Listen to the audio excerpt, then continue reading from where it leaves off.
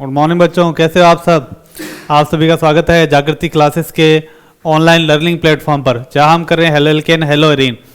अभी अपने कर रहे हैं विलोपन अभिक्रियाएं करेंगे। क्लियर। विलोपन अभिक्रिया में अपने क्या देखेंगे बच्चों। आज की पहली रिएक्शन अपने पास विलोपन अभिक्रियाएं आपकी जो चल रही है उसके हिसाब से आप करते रहना। क्लियर। ये हेलो एल्केन की अभिक्रियाएं हैं।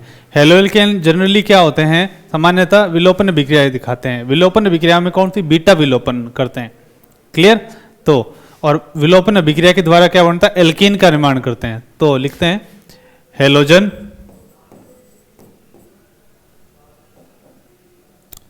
एल्किल हैलाइड, एल्किल हैलाइड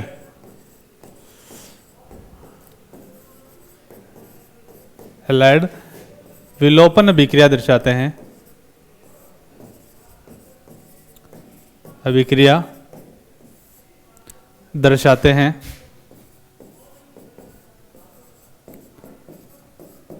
हैं ठीक है। इनमें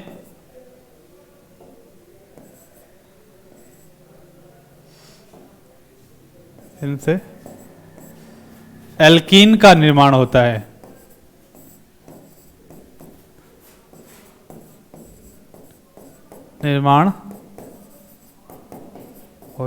तथा निर्माण एल्कीन का होता है।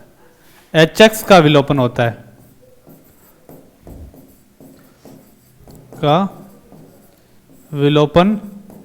है। इसे बीटा विलोपन भी कहते हैं। इसे बीटा विलोपन भी कहते हैं। बीटा विलोपन क्यों कहते हैं वो भी बात अपने करते हैं। ठीक, क्या है अपने पास, ये अपने पास कोई एल्केन है CH3 CH और Br ले लिया मैंने CH3। ठीक है, ये विलोपन होगा, इसका एलिमिनेशन रिएक्शन होगी। क्लियर। और विलोपन होने पर क्या होगा, विलोपन होने पर क्या होता है, ये इसके साथ जुड़ा ये अल्फा कार्बन है, ये बीटा कार्बन है, ये भी बीटा। तो बीटा कार्बन का क्या होगा, हाइड्रोजन होगा, जो बीटा हाइड्रोजन होगा। तो इसके अंदर बीटा हाइड्रोजन कितने हैं अपने पास, 6 हैं। एक तो ये जाएगा हेलोजन, एक बीटा वाला जाएगा। तो ये H गया यानी H, और यहां से Br गया HBr। ये बॉन्ड यहां लग जाएगा और क्या बन जाएगा अपने पास, CH3CH डबल बॉन्ड CH2। तो ये क्या है, 1 प्रोपीन या प्रोपीन 1N। तो इससे हमेशा क्या बनता है अपने पास, बीटा विलोपन से हमेशा किसका निर्माण होता है, एल्कीन का निर्माण होता है। क्लियर। तो ये अभिक्रियाएं किसकी है, ये ज्यादातर कौन से शो करते हैं, ये शो करते हैं अपने पास एल्किल हैलाइड शो करते हैं। और क्या किसका निर्माण करते हैं अपने पास, एल्कीन का निर्माण करते हैं। क्लियर। तो ये काफी इजी सी रिएक्शन है। अब है कि हेलो एल्केन की रासायनिक अभिक्रियाएं, दूसरा या नेक्स्ट ही है, रासायनिक अभिक्रियाएं या किस टाइप से अपने पास केमिकल गुण या रासायनिक गुण बात करते हैं। ठीक है, रासायनिक गुण हेडिंग डाल देते हैं, रासायनिक गुण। रासायनिक गुण में इसमें SN1 SN2 टाइप की रिएक्शन है, काफी इंपॉर्टेंट है। ठीक है, तो लिखते हैं हेलो एल्केन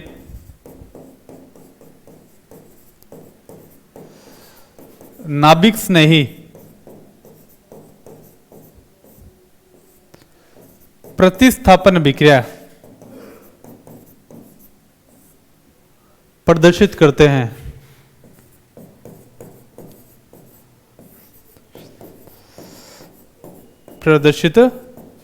न्यूक्लियोफिलिक यानी नाभिक स्नेही, नाभिक के प्रति स्नेह रखने वाला।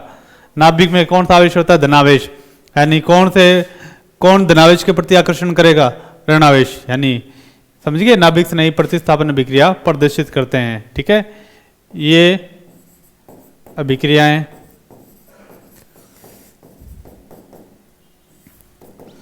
दो प्रकार की होती है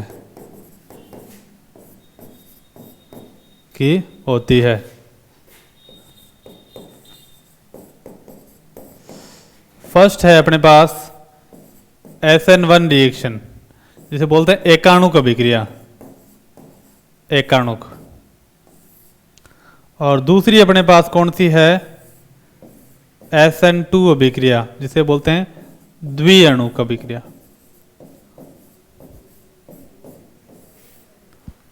समझे बात? तो ये अपने पास अभिक्रियाएं हैं, ठीक है। SN रिएक्शन, नाभिक स्नेही अभिक्रियाओं को बोलते हैं अपने SN रिएक्शन बोलते हैं, SN, ठीक है। अगर अपने पास एकाणुक है तो इसे बोलते हैं SN1 अभिक्रिया, और अपने पास द्विअणुक है तो इसे बोलते हैं SN2 अभिक्रिया। क्लियर? तो पहली तो बात आपको पता चलेगी, प्रतिस्थापन अभिक्रिया प्रदर्शित करते हैं चाहे एल्किल हैलाइड हो, ठीक है।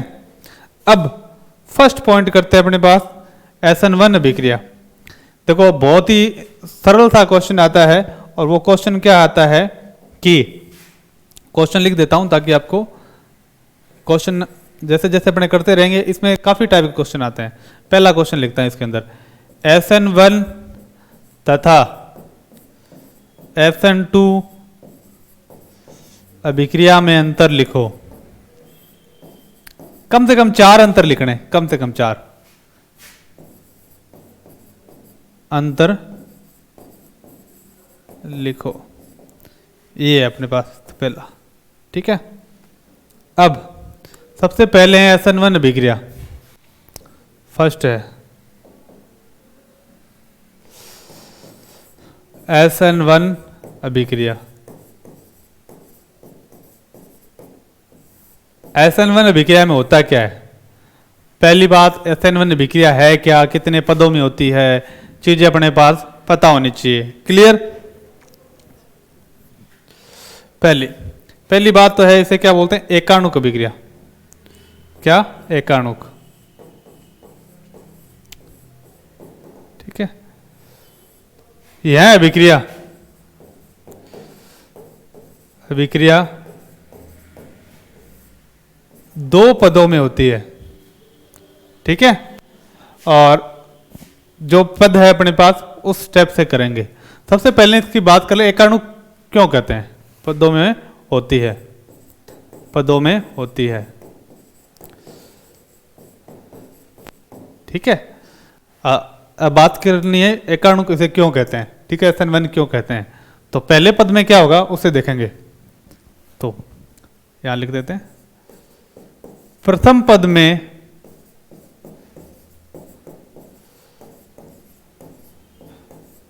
अभिक्रिया में एक अणु ही भाग लेता है,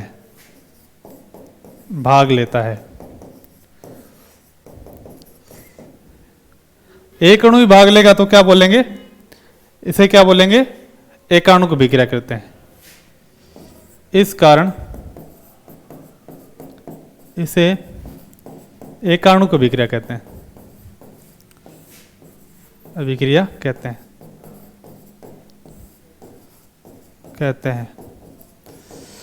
प्रथम पद में क्या होगा, RX का एल्किल हैलाइड के बीच का बंध टूटेगा, RX, यानी ये बंध क्या होगा, टूट जाएगा।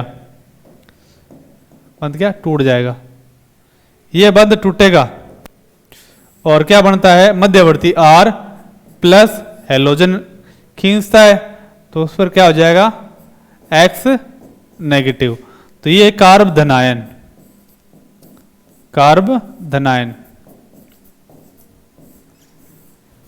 ठीक है। तो इसे एकाणुक अभिक्रिया कहते हैं, ठीक है। इस पद में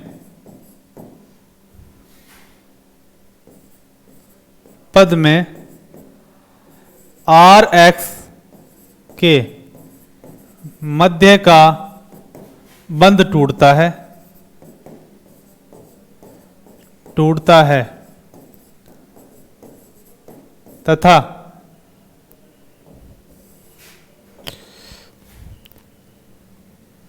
कार्ब कैटायन का निर्माण होता है, कैटायन का निर्माण होता है। निर्माण होता है। कार्बोकेटायन क्या है अपने पास? मध्यवर्ती है। ये तो पहला पद है। पहला पद क्या होता है? स्लो होता है, जिसे बोलते हैं RDS। ठीक है, और ये क्या है? धीमा पद होता है, जिसे बोलते हैं मंद। RDS क्या होता है? RDS है अपने पास, यहां लिख देता हूं मैं, RDS को बोलते हैं, R मतलब रेट, वेग, डिटरमाइन यानी निर्धारक, स्टेप मतलब पद। ये होता है RDS। जो प्रथम पद होता है स्लो होता है, यानी जब कोई आदमी स्लो होता है तो उसे पकड़ सकते हैं। ठीक है, अगर फास्ट हो तो उसे पकड़ने में मुश्किल होगी थोड़ी। तो RDS इसलिए होता है क्योंकि ये पद धीमा होता है, और उस पद में अपने क्या होते हैं? विधियों द्वारा इसकी गति को यानी पद को बता सकते हैं आसानी से, यानी विक्रिया कौन सी है आसानी से बता सकते हैं। ठीक है, तो ये वेग निर्धारक पद होता है, स्लो होता है। और इस स्लो पद में कितने अणु भाग लेते हैं? एक अणु भाग लेते हैं, इसलिए क्या बोलते हैं? इसे वेग निर्धारक पद कहते हैं। क्लियर? सिंपल, वेग निर्धारक पद कहा जाता है। ठीक है, और सेकंड स्टेप में क्या होता है?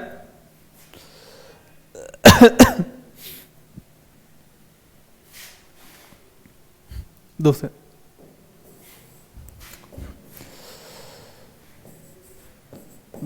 पद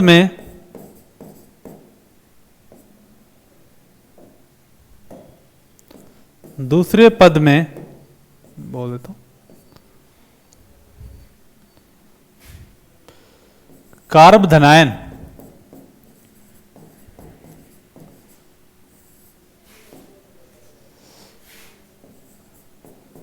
नाभिक से ही पराक्रमण करता है,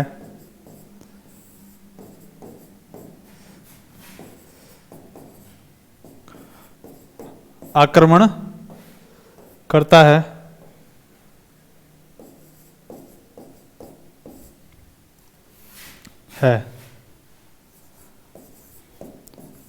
तथा उत्पाद का निर्माण करता है।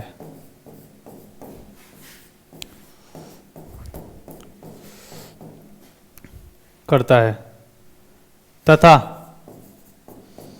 यह आक्रमण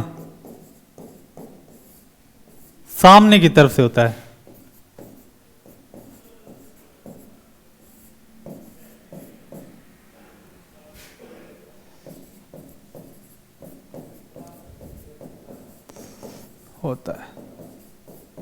ठीक है, देखो कैसे ये बन गया कार्ब धनायन R+। ठीक है, प्लस ये है नाभिक स्नेही Nu माइनस, ये क्या? नाभिक स्नेही। सामने की तरफ खुली है तो सामने की तरफ से आक्रमण कर देगा, कोई दिक्कत वाली बात नहीं है। क्यों? क्योंकि यहां से हट गया, पूरी तरह हटने के बाद ये बन गया, तो सामने की तरफ से आक्रमण करता है। ठीक है, तो व्यवस्था नहीं बिगड़ती, तो क्या बन जाता है? RNU, ये बन गया उत्पाद। ये सिंपल सी विक्रिया आती है, यानी सिंपल सा तरीका है। पहले पद में क्या? बंध टूटेगा। ठीक है, और कार्ब धनायन बनेगा, कार्ब धनायन पर आक्रमण कौन करेगा? नाभिक से नहीं करेगा, और उत्पाद बन जाएगा आसानी से। क्लियर? ठीक है, अब इसके बाद में नेक्स्ट पॉइंट SN2 विक्रिया। SN2 करेंगे, उसके बाद में इनके स्थायित्व के बारे में करेंगे। SN1 के बाद में SN2 विक्रिया। SN2 को क्या बोलते हैं? द्विअणुक बोलते हैं। SN2 जिसे बोलते हैं द्विअणुक।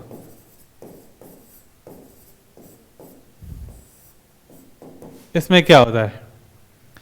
इस अभिक्रिया में अपने को ध्यान क्या रखना है बच्चों, कि इस अभिक्रिया में जो वेग निर्धारक पद होता है ना, उसमें दो अणु भाग लेते हैं। इस कारण इसे द्विअणुक अभिक्रिया कहते हैं। ठीक है, इस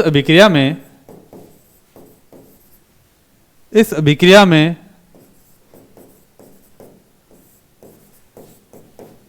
वेग निर्धारक पद में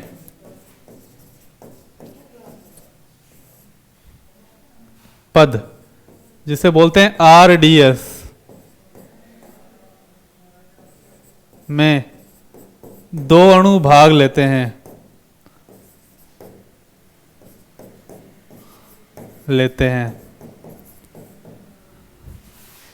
इस कारण इसे द्विअणुक अभिक्रिया कहते हैं। इसे द्विअणुक अभिक्रिया कहते हैं, SN2।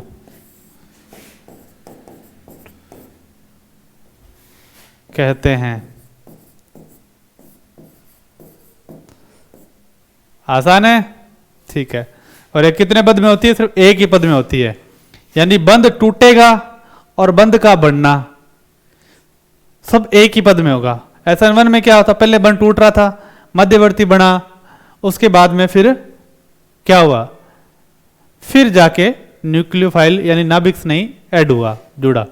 इसमें बंध टूटेगा, जुड़ना, इसमें मध्यवर्ती नहीं बनेगा जैसे कारब धनायन बना था। ठीक है, ठीक है, लिख देते हैं। इसमें मध्यवर्ती का निर्माण नहीं होता,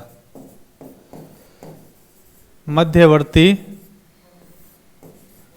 का निर्माण नहीं होता है। ठीक है, अब देखो क्या चीज ध्यान रखनी है। ये अपने पास क्या है? एल्किल हैलाइड है, RX है। क्या है अपने पास? एल्किल हैलाइड है। क्लियर? ये जो बंध क्या हो रहा है? धीरे धीरे टूट रहा है।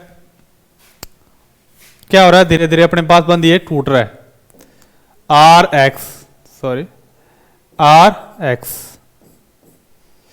क्लियर? अब ये बंध जैसे जैसे टूटता जाएगा वैसे वैसे इसके अंदर क्या जुड़ता जाएगा? अपने पास नाभिक स्नायु जुड़ता जाएगा। ठीक है, ये अपने पास नाभिक स्नायु लिख दिया मैंने, NU। यानी सामने से तो आक्रमण कर ही नहीं सकता, सामने से आक्रमण कर नहीं सकता, पीछे से आक्रमण करेगा। क्लियर? तो समझ गए बात? तो ये जो पद होता है, एक ही पद होता है, तो एक ही पद क्या होता है? ये होता है RDS। एक ही पद है तो अपने को इसी में ध्यान रखना पड़ेगा, तो इसे ये मंद पद होता है। ठीक है, तो बना ये इसके साथ जुड़ गया RNU और ये अपने पास हैलोजन बाहर निकल गया।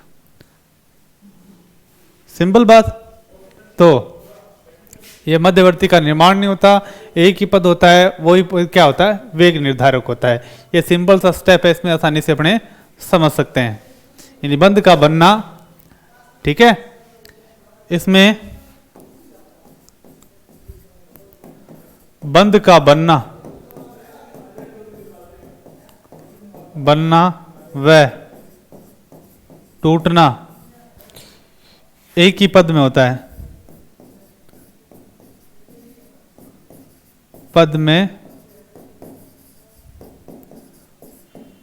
होता है। क्लियर? इसलिए इसे वेग निर्धारक पद कहा जाता है। इसे वेग निर्धारक पद कहा जाता है।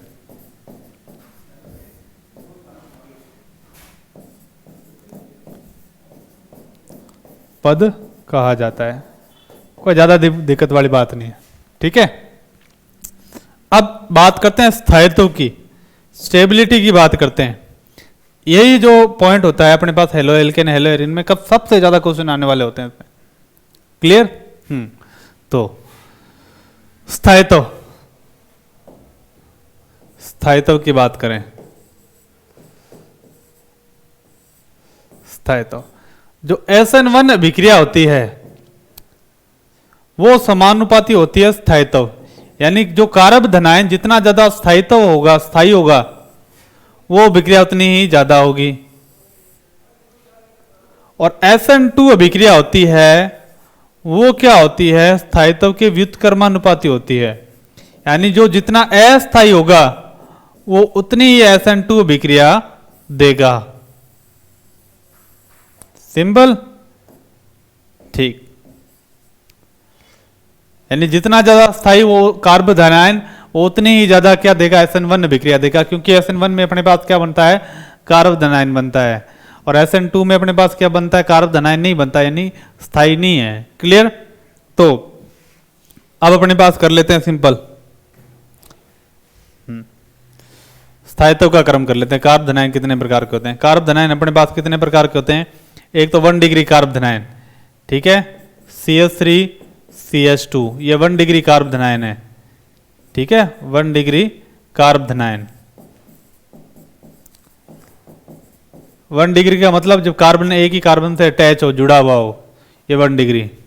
ये 2 डिग्री है, CH3 CH प्लस CH3, ये कार्बन दोनों से जुड़ा है तो इसे 2 डिग्री कार्ब धनायन कहते हैं, कार्ब धनायन। अब जब 3 से जुड़ा हो, CH3 C CH3 CH3 plus, इसे बोलते हैं 3 डिग्री कार्ब धनायन, ठीक है। और सबसे सरल कार्ब धनायन होता है वो होता है CH3 के ऊपर प्लस लगाया हुआ, इसे बोलते हैं मेथिल कार्ब धनायन, कार्ब धनायन। अब स्थायित्व कैसे बढ़ाते हैं ये बात करते हैं। तो CH3 क्या होता है कि अपने नोट डाल के लिखेंगे, स्थायित्व का क्रम फिर लिखेंगे, ठीक है। फिर आपसे पूछ लेगा कि कौन सी SN1 अभिक्रिया ज्यादा देगा, कौन सी SN1 अभिक्रिया कम देगा, कौन सी SN2 अभिक्रिया ज्यादा देगा, कौन सा कम देगा। तो नोट में लिखना है कि प्लस आई प्रभाव बढ़ने पर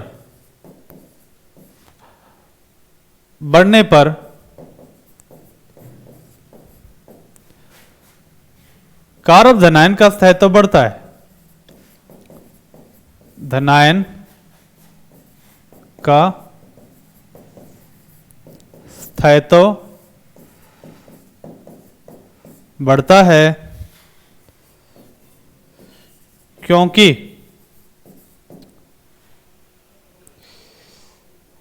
इलेक्ट्रॉन घनत्व बढ़ता है। किस पर? कार्ब धनायन पर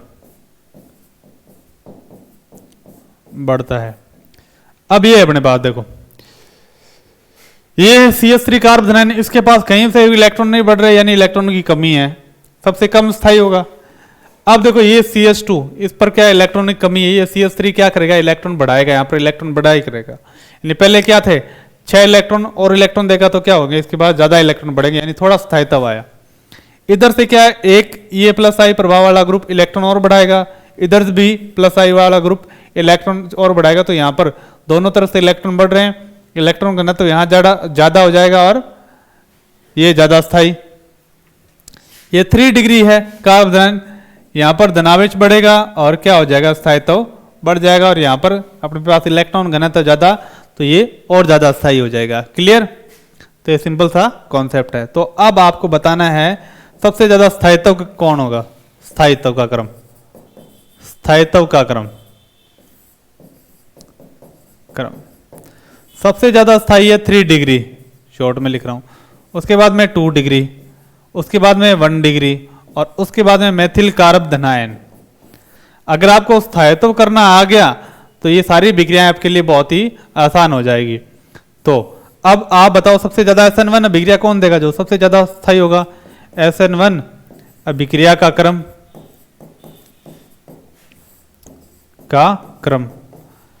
तो 3 डिग्री सबसे ज्यादा देगा, उसके बाद 2 डिग्री देगा, उसके बाद 1 डिग्री देगा, और उसके बाद में CH3 यानी मिथाइल देगा। और SN2 अभिक्रिया का क्रम क्या होता है,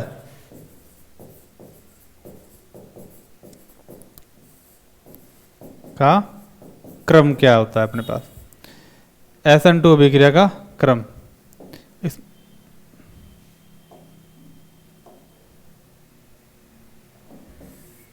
जस्ट उल्टा हो जाएगा, जो कम स्थायी है वो ज्यादा देता है, SN2 ये ज्यादा देगा, फिर 1 डिग्री, फिर 2 डिग्री, और फिर 3 डिग्री, ऐसे क्रम है। याद रह जाएंगे आपको, बहुत ही आसानी से आपको याद रहेंगे। यानी 3 डिग्री पर अपने पास है, स्थायित्व निकालना आना चाहिए आपके पास, स्थायित्व निकालना आ गया, स्टेबिलिटी निकालनी आ गई, तो आप ये क्वेश्चन आसानी से कर सकते हो। ठीक है, अब दूसरी बात, नेक्स्ट की तरफ बढ़ते हैं, स्टेबिलिटी पूरी कंप्लीट करेंगे। ठीक है, C6H5 होता है, वो ज्यादा स्थायी होता है CH3 से,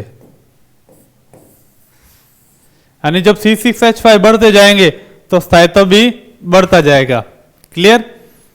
तो आपको मैंने कह दिया कि ये अपने पास है C6H5 और CH2+, और मैंने कह दिया CH3 CH2+। इसको नाम देता हूं मैं A, इसको नाम दे देता हूं मैं B। क्लियर? और एक आपके पास है C6H5 CH plus C6H5 plus, ठीक है। एक अपने पास CH3 CH प्लस CH3, इसको नाम दे दिया मैंने C, इसको नाम दे दिया मैंने D। एक अपने पास C6H5 C plus C6H5 C6H5, इसको नाम दे दिया मैंने E, और ये दे दिया मैंने CH3 C CH3 CH3। तो आपको बताना है सबसे ज़्यादा स्थायी कौन सा, इसे नाम दे दिया मैंने F। तो सबसे ज़्यादा स्थायी है जिसमें ज़्यादा C6H5 है यानी E, उसके बाद में C, और उसके बाद में अपने पास A, फिर उसके बाद में क्या आएगा, उसके बाद में अपने पास आ जाएगा F, उसके बाद में D, और उसके बाद में B। ये क्रम होता है अपने पास, याद रह जाएंगे। तरीके से आपको याद चीजें रहनी चाहिए। क्लियर? तो ये अपने पास SN1 SN2 अभिक्रियाएं। अब करेंगे SN1 व SN2 में अंतर करेंगे, और इस SN1 SN2 को अपने यहीं खत्म करेंगे। क्लियर? तो SN1 व SN2 अभिक्रिया में अंतर, यहां मैं लिख देता हूं SN1, यहां SN2, आपको बोलने अंतर। ठीक है, पहला यह 2 पद में होती है,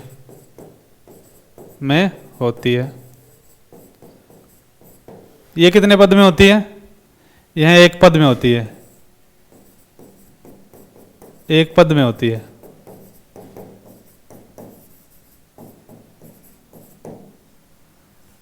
क्लियर? तो दूसरा, प्रथम पद में कितने अणु भाग लेते हैं? ठीक है, वेग निर्धारक पद में, निर्धारक पद में 1 अणु भाग लेता है।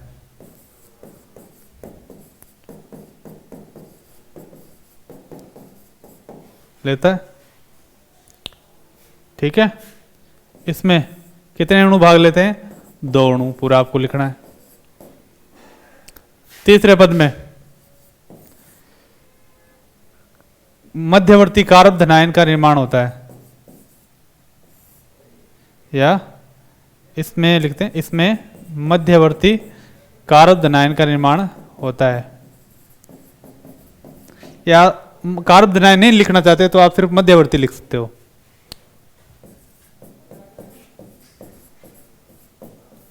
होता है, ठीक है। और इसके अंदर मध्यवर्ती नहीं बनता, तो इसके अंदर अपने लिखते हैं कि मध्यवर्ती का निर्माण नहीं होता, वर्ती का निर्माण होता है। ये लास्ट पॉइंट करके इसे अपने खत्म करेंगे, नहीं होता। अब लास्ट पॉइंट, कम से कम 4 पॉइंट अपने को पता होने चाहिए। 4th पॉइंट क्या है अपने पास? ठीक है, 4th पॉइंट अपने ढूंढेंगे इसके अंदर। ठीक है, तो 4th पॉइंट अपने को आसानी से मिल जाए। काफी पॉइंट है इसके अंदर, एक भी नहीं है, बहुत सारे पॉइंट है, पर कम से कम 4 लिखने चाहिए जो एकदम सॉलिड पॉइंट हो।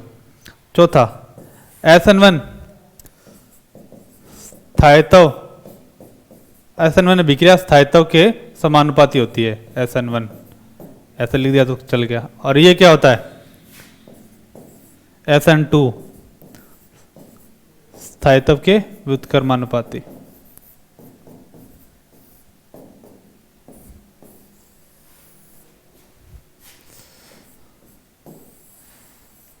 आसान। तो ये हुआ आपका SN1 SN2 अभिक्रिया कंप्लीट। ठीक है, विद क्वेश्चन। तो मिलते हैं नेक्स्ट क्लास में, तब तक के लिए थैंक यू, बाय।